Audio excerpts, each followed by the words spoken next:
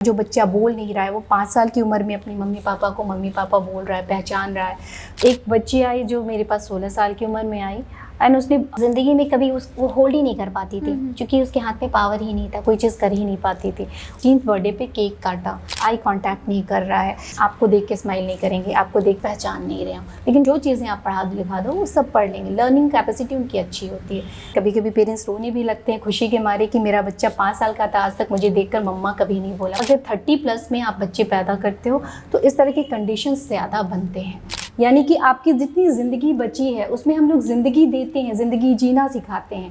नमस्कार, एक बार फिर से आपका स्वागत है हमारे शो टॉक टॉकीज में। और आज की हमारी मेहमान है डॉक्टर सची गुंजन, जो कि ऑक्यूपेशनल थेरेपिस्ट हैं। Welcome ma'am. Thank you. Hello everyone, मैं डॉक्टर शची गुंजन, मैं एक ऑक्यूपेशनल थेरेपिस्ट हूँ और मैं स्पेशल नीड के बच्चे जैसे कि autism, cerebral palsy, down syndrome, delayed milestone, dyslexia, dysgraphia, जिनको बिहेवियर इश्यूज़ हैं, लर्निंग डिफ़िकल्टी है, इन बच्चों पे काम करती हूँ। इन बच्चों के लिए मेरा एक थेरेपी सेंटर भी है जिसको ट्रीटमेंट सेंटर आप कह सकते हैं। और इन स्पेशल बच्चों के लिए हाल ही में मैंने एक स्कूल भी ओपन किया है, Ocean Pearl School. That is in बच्चों के लिए वहाँ पे प्रॉपर सारी स्कूलिंग की सुविधा भी है और थेरेपीज़ की भी सुविधा। मैम, तो अभी हम आपसे कुछ क्वेश्चंस करेंगे। जैसा कि आप थेरेपिस्ट हैं, स्पेशल नीड जिन्हें होती है, जिन बच्चों को उनको आप ट्रीटमेंट देते हैं। तो मैम, आपकी जर्नी स्टार्ट कैसे हुई? आपने कहाँ से अपना पढ़ाई लिखाई कंप्लीट किया और फिर कैसे इस वर्क के लिए? जब मैं इसका प्रिपरेशन कर रही थी for medical point of view से, तो जैसे अभी तो नीट होती है, उसी समय उस वक्त भी कंबाइंड मेडिकल एंट्रेंस एग्ज़ाम्स होते थे। तो कंबाइंड मेडिकल एंट्रेंस एग्ज़ाम्स के ही तहत किसी को MBBS मिलता था, किसी को डेंटल मिलता था और हमें थेरेपी, ऑक्यूपेशनल थेरेपी मिला। तो उस वक्त तो आई वॉज ना, एक रहता है कि MBBS करना है, तो थोड़ा एक रहा मन में कि हाँ वो पार्ट मुझे नहीं मिला, ऑल्दो कंपटीशन एक ही है। सो फिर भी मैंने इस फील्ड को चूज़ किया। और जब मैं यहाँ आई तो देखी यहाँ पे लॉट्स ऑफ स्कोप्स हैं अदर देन दूसरे फील्ड्स के, क्योंकि ये बिल्कुल अनटच्ड था। और मुझे लगा कि ये एक ज़रिया है लोगों की सेवा करने का। जैसे मेडिसिन से हम क्या करते हैं, we add years to life, मतलब कि अगर आपकी ज़िंदगी है उसमें हम कुछ साल जोड़ सकते हैं। अगर आप दवा खाते हो, आपकी सर्जरी होती है, बट थेरेपीज़ का रोल होता है we add life to years, यानी कि आपकी जितनी ज़िंदगी बची है उसमें हम लोग ज़िंदगी देते हैं, ज़िंदगी जीना सिखाते हैं। So that point of view मुझे बहुत अट्रैक्ट किया ये वर्ड, कि हम जिसकी ज़िंदगी, अगर कोई बेड रिडन पेशेंट है तो अगर उसकी थेरेपी चलती है, उस पर फिजियोथेरेपी होती है, तो वो चलने फिरने लगता है, बोल सकता है, खा सकता है, अपनी डेली रूटीन की चीज़ें कर सकता है। तो ये चीज़ें मुझे बहुत अट्रैक्ट की और मैंने फिर इसी फील्ड को कंटिन्यू किया। उसके बाद जब मैं मास्टर्स के लिए मैंने सोचा तो मुझे स्पेशल नीड के बच्चों ने काफ़ी अट्रैक्ट किया, क्योंकि इस फील्ड में इन बच्चों पे बहुत काम नहीं होता था, स्पेशली बिहार में। ये बच्चे इनफैक्ट माँ बाप को भी समझ नहीं थी, सोचते थे भगवान की देन है, ये बच्चे ऐसे ही रहेंगे। बट इन बच्चों में भी काफ़ी इम्प्रूवमेंट होता है अगर इनको प्रॉपर तरीके से थेरेपीज़ दी जाए। बहुत तरह की थेरेपीज़ होती है, फिजियोथेरेपी होती है, सेंसरी इंटीग्रेशन होता है, ऑक्यूपेशनल थेरेपी होती है, बिहेवियर थेरेपी होती है, इनके स्पीच थेरेपी होती है, स्पेशल एजुकेशन होता है, तो लॉट्स ऑफ थिंग है।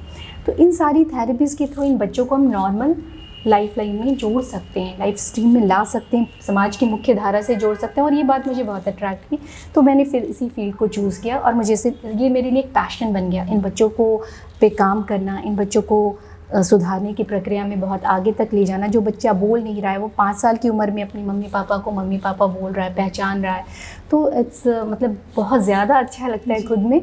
पेरेंट्स भी बहुत खुश होते हैं, कभी कभी पेरेंट्स रोने भी लगते हैं खुशी के मारे कि मेरा बच्चा 5 साल का था, आज तक मुझे देखकर मम्मा कभी नहीं बोला, पर उसने पहली बार मुझे देखकर मम्मा बोला, मुझे पहचाना।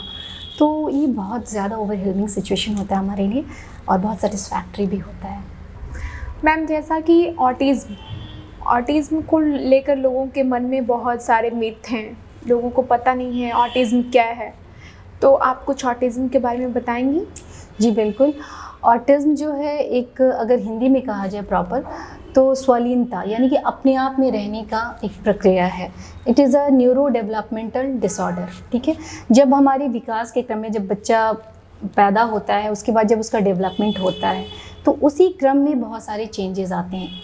एबनॉर्मल ये देखा गया है कि ये बच्चे 1.5 साल से 2.5 साल के बीच में बिल्कुल नॉर्मल बिहेव करते हैं, उनका माइलस्टोन भी डिलेड नहीं होता प्रॉपर टाइम पे। कई एक बार ऐसा होता है, कई एक बार बच्चे प्रॉपर टाइम पे पलटना, बोलना, सोशल स्माइल करना, सारी चीज़ें वो करते हैं, बट अचानक वो 1.5 साल का हुआ और वो सारी चीज़ें डिटरेट करनी शुरू हो गई। और ये शुरुआती लक्षण होते हैं जब आपका बच्चा आपके नाम पे रिस्पॉन्स नहीं, अपने नाम पे रिस्पॉन्स नहीं कर रहा। सपोज़ उसका कुछ भी नाम है, हम उसको बार बार लेकर के नाम बुला रहे हैं और वो पलट के नहीं देख रहा है, ठीक है, आँख से आँख नहीं मिला रहा है, आई कांटेक्ट नहीं कर रहा है, कहीं भी दीवार पे देख रहा है एक तरफ तो देखता ही रह रहा है, अपनी उम्र के बच्चों के साथ नहीं खेल रहा है, मिंगल नहीं हो रहा है, ठीक है, घर में किसी को पहचान नहीं रहा है, बहुत ज़्यादा इधर उधर भागता है, अपनी मतलब की सारी चीज़ करता है, जैसे उसको खाना चाहिए, खिलौने चाहिए या पसंद की कोई चीज़ें चाहिए तो वो सब चीज़ करेगा। बट आप अगर उसको बोलो कि फ़लानी चीज़ वहाँ गिरी है उसको उठा दो या वो लेकर के आओ, वो बिल्कुल रिस्पॉन्स नहीं करेगा, ऐसे बिहेव करेगा जैसे वो कुछ समझ ही नहीं रहा हो, ठीक है। लेकिन अगर उसकी मतलब की चीज़ें, देखो मेरे हाथ में चॉकलेट है, वो फ़ौरन आके ले लेगा। तो जब ऐसी चीज़ें आपके अपने बच्चों में देखने को मिले तो अलर्ट होने का सिचुएशन है, क्योंकि अर्ली इंटरवेंशन सबसे अच्छा होता है। हमारे पास अगर 1.5 से 2 साल या 2.5 साल 3 साल में बच्चे आ जाते हैं तो उस पर सुधार बहुत अच्छे से होता है। कई एक बार बच्चे बिल्कुल नॉर्मल भी हो जाते हैं, डिपेंड करता है कि माइल्ड है, मॉडरेट है या सीवियर काइंड ऑफ ऑटिज्म है, तो इसकी सिवियरिटी के ऊपर सारी चीज़ें डिपेंड करती हैं। तो इसमें सुधार ज़रूर होता है, और अगर सीवियर कंडीशन में भी हमारे पास बच्चे आते हैं उनमें भी बहुत हद तक सुधार होता है, बहुत अच्छा सुधार होता है। तो ये कभी भी हताश ना हो कि अब लेट हो गया है, अब पता नहीं होगा ठीक कि नहीं होगा, ठीक ना भी हो लेकिन इतना है कि वो अपने काम की सारी चीज़ें कर ले, थोड़ा बहुत पढ़ लिख ले, ठीक है, अपनी चीज़ों को बता सके, एक्सप्रेस कर सके, ये काफ़ी हो जाता है एक नॉर्मल लाइफ स्पैन जीने के लिए। मैम जैसा कि आप बता रही हैं ऑटिज़म का जो सिम्टम्स बता रही हैं, ये तो मतलब घरों में अगर बच्चे ऐसे करने लग जाएं तो पेरेंट बोलेंगे मेरा बच्चा काफ़ी जिद्दी हो रखा है, एग्जैक्टली मन मर्जी की बातें करता है। तो इसे मतलब ऑटिज्म और हम जो स्पेशल नीड के बच्चे हैं उनमें कैसे अंतर समझें, कैसे जो स्पेशल नीड के बच्चे हैं और बाकी भी, जैसे कि अगर ऑटिज्म के बच्चे हैं तो इनमें कोई फिजिकल डाइवर्सिटी नहीं देखने को मिलेगी। बच्चा बहुत आराम से खेलता है, कूदता, बहुत एक्टिव रहता है, ठीक है, देखने से भी कहीं भी फिजिकल अपीयरेंस में नहीं लगेगा कि बच्चे में प्रॉब्लम है। बट जब बात आती है कम्युनिकेशन की, it is a kind of social communication disorder, जैसे हम और आप बैठ के बातें कर रहे हैं, बट ये चीज़ें वो बच्चे नहीं कर पाते हैं, तो ये प्रॉब्लम होती है उन बच्चों में। तो ये चीज़ें आप उस वक्त ऐसे लगता है ना कि बच्चा बोल नहीं रहा, 2 साल का हो गया, 2.5 साल का हो गया, बोल नहीं रहा, लेकिन वो बच्चा देखिएगा कि वो मोबाइल पे राइम्स सुन करके राइम्स रिसीट कर रहा है, पर वो मम्मा पापा नहीं बोल रहा है। That is a kind of alarming situation, क्योंकि उसको बोलना तो आ रहा है बट जो चीज़ें बोलनी चाहिए, मतलब की चीज़ें, वो नहीं बोल पा रहा है। तो ये होता है जब और भी बच्चे जैसे सेरेब्रल पैल्सी है, डाउन सिंड्रोम में, तो ये सब जो बीमारियां होती हैं इस तरह की, वो आपको बाय बर्थ ही होती हैं। सेरेब्रल पैल्सी क्या होता है, दिमाग की कोई नस सूख गई उसकी वजह से होता है। डाउन सिंड्रोम भी आपका उसी डेवलपमेंटल डिसऑर्डर की वजह से होता है। डिलेड माइलस्टोन्स होते हैं उसमें बहुत सारे, तो उसमें लेकिन बच्चा सोशली कम्युनिकेट करता है, थोड़ा मंदबुद्धि का होता है। ऑटिस्टिक बच्चे मंदबुद्धि के नहीं होते हैं, कई बच्चे बहुत स्मार्ट होते हैं, पढ़ने लिखने में काफ़ी तेज़ होते हैं, ठीक है, लेकिन वो आपसे कम्युनिकेट नहीं करते हैं, आपको देख के स्माइल नहीं करेंगे, आपको देख के ऐसे लगेगा जैसे पहचान नहीं रहे हो। लेकिन पढ़ाने लिखाने की जो चीज़ें आप पढ़ा लिखा दो वो सब पढ़ लेंगे, लर्निंग कैपेसिटी उनकी अच्छी होती है। बट डाउन सिंड्रोम और सेरेब्रल पैल्सी के बच्चों की लर्निंग कैपेसिटी अच्छी नहीं होती, पर वो सबको पहचानते हैं, सोशल स्माइल भी करेंगे, वो जानते भी हैं हम कहाँ हैं, किस सिचुएशन में, तो ये डिफरेंस हो जाता है, ठीक है। और इसके बाद बहुत सारे बिहेवियर एबनॉर्मेलिटी के भी बच्चे होते हैं, ADHD के बच्चे, जिसको हम कहते हैं attention deficit hyper active disorder. तो ये बच्चे जो होते हैं बहुत ज़्यादा हाइपर होते हैं, इतने ज़्यादा, कोई पेरेंट्स बोलेंगे कि घर में 1 सेकेंड भी वो बैठता ही नहीं है उठने के बाद, ठीक है। और इसकी वजह से क्या होता है कि वो चीज़ों पे ध्यान ही नहीं देता है, उसका स्पीच डिले हो जाता है, उसका माइलस्टोन डिले हो जाता है। जिस उम्र में जो चीज़ करना चाहिए, माइलस्टोन डिले का मतलब होता है कि जिस एज में जिस बच्चे को जो चीज़ करनी चाहिए वो नहीं हो पा रही है, नहीं कर पा रही, तो डिलेड माइलस्टोन में चला जाता है। तो ये ADHD में ये प्रॉब्लम होती है। बट कई एक बार ASD के बच्चों में भी ADHD के लक्षण मिलते हैं, और ADHD भी अगर अनट्रीटेड रह जाता है तो उसमें भी ऑटिज्म के थोड़े से लक्षण आ जाते हैं। और बहुत सारी ऐसी भी चीज़ें हैं, उसके अलावा बहुत सारे ऐसे कंडीशंस भी हैं जिसमें कि डिलेड माइलस्टोन होता है। यूजुअली बच्चों में फिजिकल डिफॉर्मिटी होती है, सेरेब्रल पैल्सी के बच्चों में थोड़ा सा पैरालिसिस का भी प्रॉब्लम होता है, वो बच्चों में स्पास्टिसिटी भी रहती है।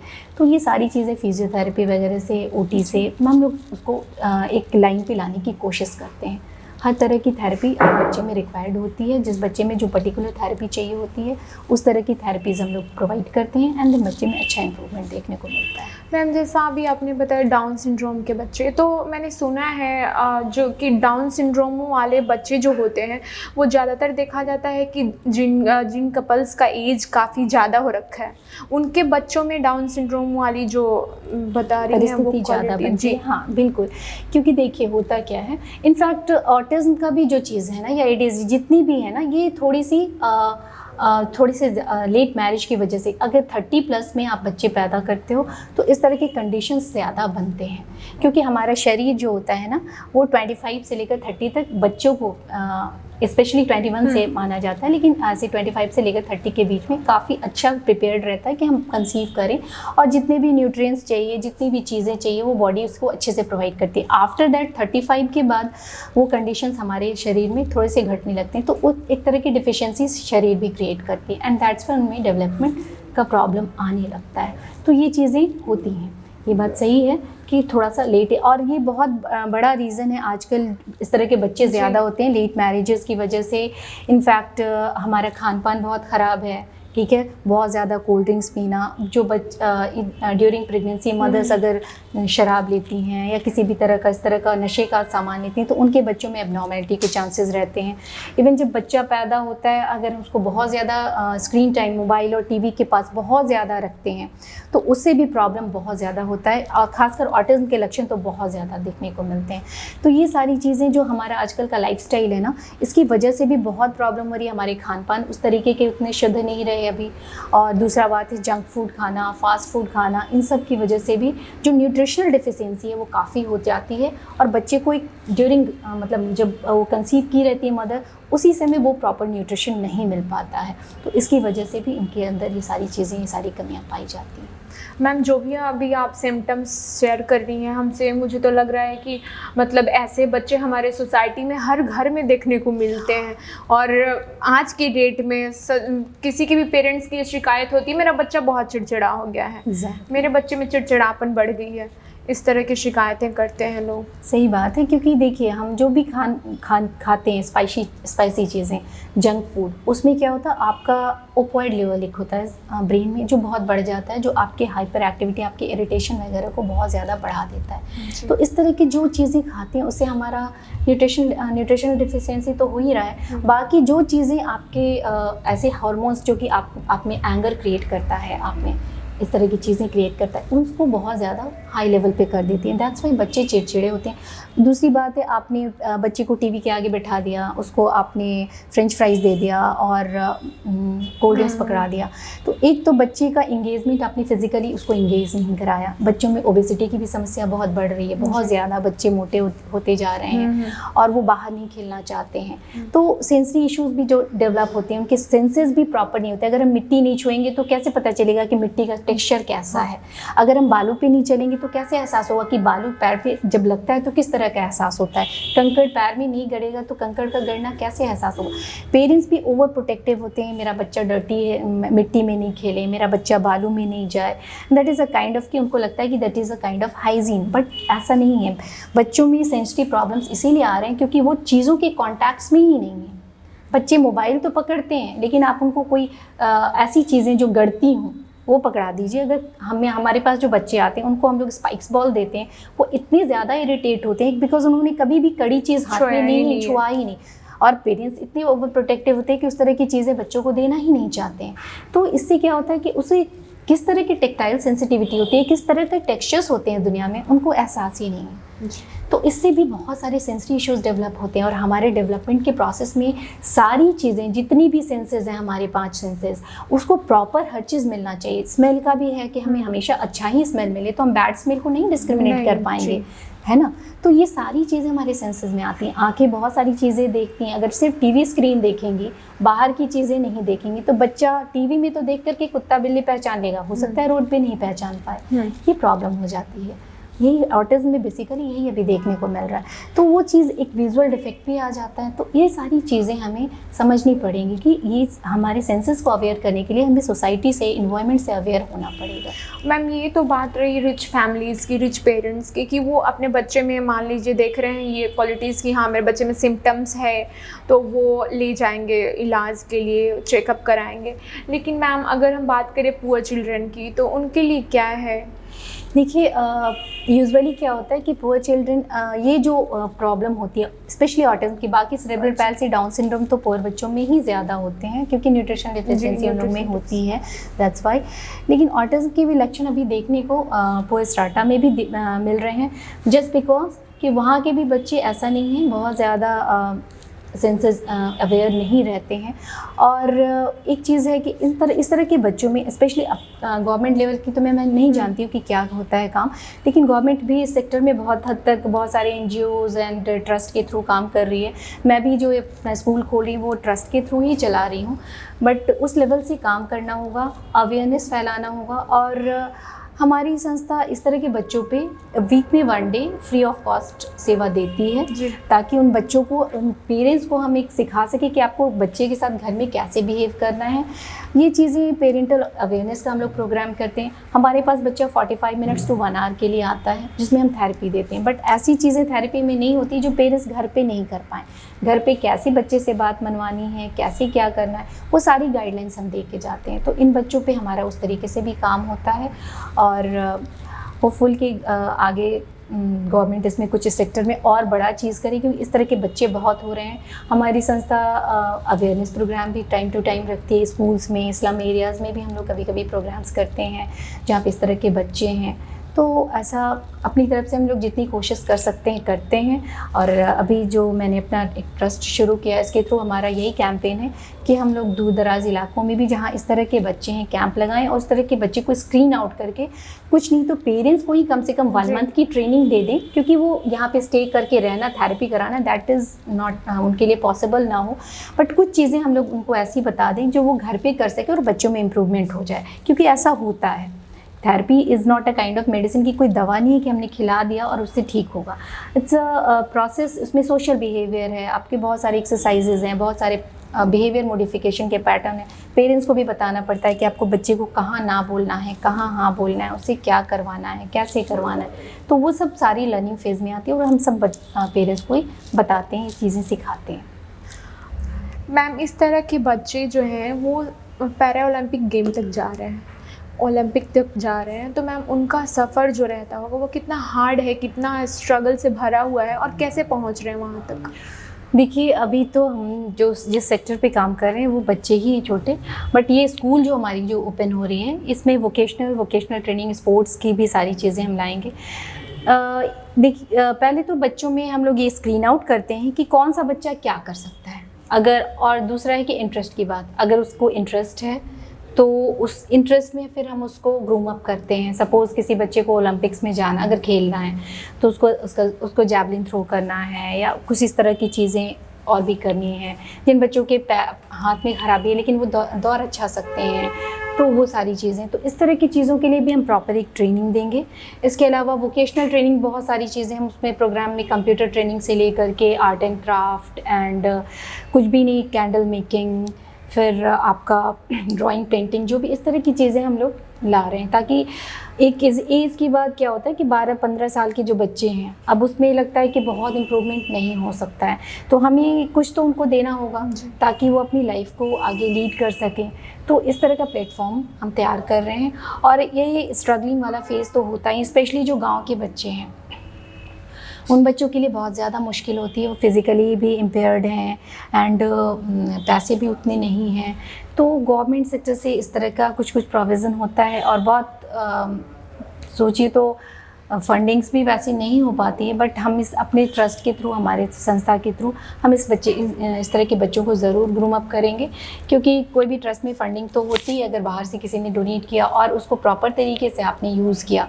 हमारा मेन मोटिव यही है कि इन बच्चों पे हमें अच्छे से काम करना है, जिसमें जो चीज़ें उसको डेवलप करनी है, किसी को स्पोर्ट्स में जाना है उसको वहाँ तक ले जाने में हमें हेल्प करना है, क्योंकि उनके लिए पर्सनली, अगर इंडिविजुअली ये काफ़ी संघर्ष भरा रहता है। तो अगर उनको कहीं एक ऐसी चीज़ मिल जाती है कि यहाँ पे आने से अब मुझे जो चीज़ मेरी पसंद की है वो ग्रूम अप करके मुझे मिल जाएगा, तो वो सारे खर्चे हमारी फिर उसके बाद ट्रस्ट उठाएगी और उन बच्चों को उस तरीके से ग्रूम अप करेगी। तो मैम इस तरह के स्पेशल चिल्ड्रेन को क्या एक एज तक ही जो भी थेरेपी है, ट्रीटमेंट है दिया जा सकता है, इसके बाद पॉसिबल नहीं है उनका रिकवरी? देखिए जहाँ तक रिकवरी की बात है तो हमने बोला ना कि अर्ली इंटरवेंशन, हमारे पास बच्चा जितनी जल्दी आता है ठीक होने की गुंजाइश उसकी उतनी ही अच्छी रहती है। अगर बच्चा हमारे पास लेट एज में आता है, सपोज़ 5 साल 7 साल में आता है, तो उस बच्चे में काफ़ी प्रॉब्लम्स आ जाते हैं, क्योंकि उसने समाज को किस तरीके से परसीव किया है अपने दिमाग में, उसको इरेज करके नॉर्मल चीज़ें, नॉर्मल पैटर्न डालना डिफ़िकल्ट हो जाता है, उसमें बिहेवियर इश्यूज़ रह ही जाते हैं। तो कई बार सुधार की जहाँ तक बात है तो सुधार की गुंजाइश वो लाइफ लॉन्ग रहती है। हमारे पास 28 साल का भी डाउन सिंड्रोम का लड़का आता है, 22 साल की भी डिलेड माइलस्टोन की लड़की आती है, लेकिन उनमें इम्प्रूवमेंट है। एक बच्ची आई जो मेरे पास 16 साल की उम्र में आई, एंड उसने ज़िंदगी में कभी वो होल्ड ही नहीं कर पाती थी, क्योंकि उसके हाथ में पावर ही नहीं था, कोई चीज़ कर ही नहीं पाती थी। उसकी थेरेपीज़ पड़ी और उसने लाइफ में फ़र्स्ट टाइम अपने 16th बर्थडे पे केक काटा, and she was so happy, इतनी खुश होकर उसने मुझे कॉल किया कि मैंने ज़िंदगी में पहली बार अपना बर्थडे केक काटा। तो ऐसा नहीं है कि इम्प्रूवमेंट का स्कोप नहीं रहता, there is always a ray of hope. हमेशा आशा की एक किरण रहती है और हमेशा इम्प्रूवमेंट होता है। अगर मान लीजिए सपोज़ नहीं होता है तो हम उसको इस तरह से ग्रूम अप करें कि कोई चीज़ वो करना सीख जाए ताकि उसकी लाइफ निकल जाए अच्छे से। ये हमारा मेन मकसद है और सुधार होता है। थेरेपीज़ जो है स्पेशली ऑटिस्टिक या ADHD के बच्चों में, तो हम लोग 12 साल तक ये मान के चलते हैं कि उसमें प्रॉपर तरीके से थेरेपी होनी चाहिए। 12 साल के बाद हम उसको, क्योंकि माइंड भी डेवलप हो जाता है और बच्चे भी काफ़ी कुछ सीख जाते हैं, तो फिर हम उनको लाइफ स्किल मोड में डालते हैं कि ताकि वो जहाँ से जीवन की वो आगे सुचारू रूप से चलाने के लिए जो चीज़ें हैं, अब हम उनको वो चीज़ सिखा सकें, वो चीज़ बता सकें। कोई बच्चा बहुत तेज़ दिमाग का है बट सोशली कम्युनिकेट नहीं कर रहा, तो उसके लिए कंप्यूटर ट्रेनिंग प्रोग्राम भी है, क्योंकि इवन यहाँ तो नहीं बट बहुत सारे IT सेक्टर्स हैं in foreign countries like America and USA, ये सब जगहों में। तो आपका वहाँ पे IT सेक्टर्स में ऑटिस्टिक लोग बहुत अच्छे से काम कर रहे हैं। वहाँ पे एक प्रॉपर ऑटिज्म सोसाइटी बनी है जहाँ पे सारी चीज़ें वैसे ही लोग करते हैं जो कि ऑटिज्म है या स्पेशल नीड के हैं, और वो कोई भी चीज़ कर रहे हैं, वो अगर मान लीजिए वो आर्ट एंड क्राफ्ट की कोई चीज़ कर रहे हैं, उनको ले जाके मार्केटिंग करना, मार्केट में बेचना, तो ये सारी चीज़ें वो संस्था प्रोवाइड करती है। और मेरा ड्रीम प्रोजेक्ट यही है कि बिहार के भी बच्चों को, बिहार के भी लोगों को, ऐसे एडल्ट को इस तरह का प्लेटफॉर्म मिले कि उनको एक सोसाइटी अपनी तरह की मिले, क्योंकि ऑलरेडी सोसाइटी से डिस्कार्ड कर दिए जाते हैं कुछ दिन बाद, तो वो अपनी तरह के लोगों के बीच में रह के काफ़ी इम्प्रूव करते हैं और उनको हम लोग बहुत सारी चीज़ें बता और सिखा भी सकते हैं। तो इस तरह का मेरा एक ड्रीम प्रोजेक्ट है। आई डोंट नो कि आगे क्या होगा, पर इसका एक बेसलाइन जो होता है कि इसकी स्कूलिंग का प्रोसेस, वोकेशनल ट्रेनिंग का, स्पोर्ट्स ट्रेनिंग का, वो सारी चीज़ें हमने अभी स्टार्ट की हैं। मैम, तो आप अपने स्कूल के बारे में बता रही हैं, आपने स्कूल की अभी ओपनिंग करी है, तो ये आपका स्कूल बिहार में कहाँ है ताकि लोगों तक ये पहुँचे और लोग रीच आउट करें? जी, हमारे स्कूल का नाम ओशन पर्ल स्पेशल स्कूल है और ये हमारा आपका अल्पना मार्केट यानी कि पाटलिपुत्रा कॉलोनी में स्थित है, पटना में, बिहार में। तो आप कोई भी कांटेक्ट अगर करना चाहते हैं तो आप पर्सनली मुझे भी कांटेक्ट कर सकते हैं, ठीक है। और बहुत सारा ये आपको वेबसाइट में भी मिल जाएगा। हमारा एक ऑटिज्म का सेंटर है या फिर स्पेशल नीड के बच्चों का, prodigy sensory integration and rehab foundation for kids. तो किड्स के लिए तो हमने अब फाउंडेशन तैयार कर दिया, अब ये किड्स आगे कहाँ जाएंगे इसके लिए हमने ओशन पर्ल स्पेशल स्कूल खोला, जहाँ इन बच्चों के लिए अब स्पेशल तरीके से इनको पढ़ाया लिखाया जाएगा, स्पेशल ट्रेनिंग होगी और जो बच्चे जिस एरिया में इंटरेस्टेड हैं उनकी उस तरीके से ग्रूमिंग होगी, वोकेशनल ट्रेनिंग दी जाएगी। इसके लिए हमने ये स्कूल ओपन किया। अब इसकी बात का स्टेट आगे होपफुली कि धीरे धीरे चीज़ें बढ़ेंगी। हाँ मैम, तो जिस तरह का स्टार्टअप आपका है ये स्कूल बच्चों के लिए, और जो भी आप सेंटर खोली हुई है उसमें बच्चों को ट्रीटमेंट किया जा रहा है और उन्हें थेरेपीज़ दी जा रही है, इस तरह के सेंटर और स्कूल सभी बिहार में और कितना ज़्यादा होना चाहिए और गवर्नमेंट का इसमें क्या योगदान होना चाहिए, क्या स्कीम्स होनी चाहिए? तो एग्जैक्टली इस सेक्टर में गवर्नमेंट्स को बहुत सारे काम करने चाहिए। जो संस्था इस तरह की काम कर रही है उनको आप थोड़ा सा सपोर्ट करें। बहुत सारी गवर्नमेंट ऑर्गेनाइजेशन वाली संस्थाएं हैं यहाँ पे, लेकिन उस तरीके से काम नहीं कर रही फुल फ्लेजेड जैसे कि करनी चाहिए। प्राइवेट सेक्टर्स के लोग काम करते हैं, लेकिन उनका अपना एक रूल रेगुलेशन होता है, वो भी अच्छा काम करते हैं, बट वही है कि उनको therapies is a costly procedure, ठीक है। तो हर कोई इसको नहीं अफोर्ड कर सकता है, बिकॉज 45 मिनट्स 1 आवर एक थेरेपिस्ट एक बच्चे पे काम करता है, तो दे ऑल्सो नीड मनी। मतलब ठीक है, पैसे की ज़रूरत है, वो उनका घर भी चलना चाहिए, तो वो कहाँ से करेंगे। संस्था को भी अपनी संस्था चलानी है, चीज़ें प्रोवाइड करनी है, जो थेरेपी सिस्टम में जो चीज़ें चाहिए वो देना है, आपको प्लेस है, आपके पास स्टाफ है, ये सारे कल्चर्स होने हैं, तो उन सब चीज़ों पे भी तो इट्स अ कॉस्टली अफेयर, और पर डे होता है ये, तो पेरेंट्स के लिए कभी कभी दिक्कत होती है। तो इसलिए गवर्नमेंट सेक्टर में अगर गवर्नमेंट इस तरह की कोई योजना लाती है, ठीक है, और हमारा यही है कि गवर्नमेंट अगर हमारे सेंटर पे कुछ ऐसा करना चाहती है, क्योंकि अपने बच्चों को ला करके ट्रीटमेंट देना चाहती है, तो वी आर वेरी हैप्पी और बहुत हम वेलकम मोड में उसको करेंगे, क्योंकि हमने जो भी सेटअप तैयार किया है वो इन्हीं बच्चों के लिए स्पेशली ध्यान में रख कर कि वहाँ पे इनको लिए गार्डन वगैरह भी, इनको गार्डनिंग भी सिखाई जाएगी, एवरीथिंग भी प्रोवाइड होता है। मैम, ये तो आपकी बात है कि आपने इतना ध्यान में रखा है कि हाँ, हमारे सोसाइटी को किस चीज़ की नीड है, हमें ये भी सर्व करना है।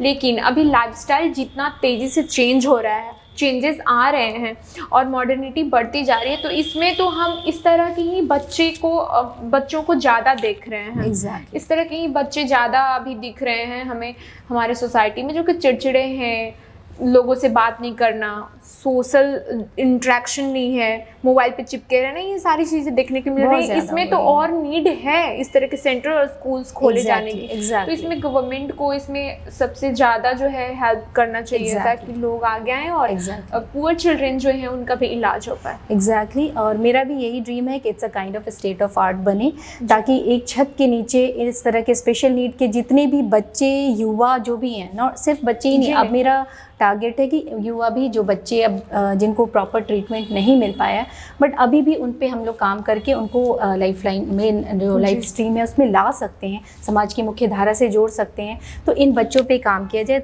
और ये मेरा ड्रीम प्रोजेक्ट है कि इस पे एक स्टेट ऑफ आर्ट बनाएं, और गवर्नमेंट अगर इसमें हेल्प करती है, मेरा जो काम हो रहा है वो गवर्नमेंट सेक्टर में भी काम हो रहा है, तो उस तरीके के लोगों से हम कनेक्ट कर सकें, ज़्यादा से ज़्यादा लोगों से कनेक्ट करें, ताकि ज़्यादा से ज़्यादा इस तरह के बच्चों को, लोगों को फ़ायदा मिल सके, ये हमारा है। और आजकल का सही बात है, आपने कहा लाइफस्टाइल मॉडिफिकेशन बहुत ज़रूरी है।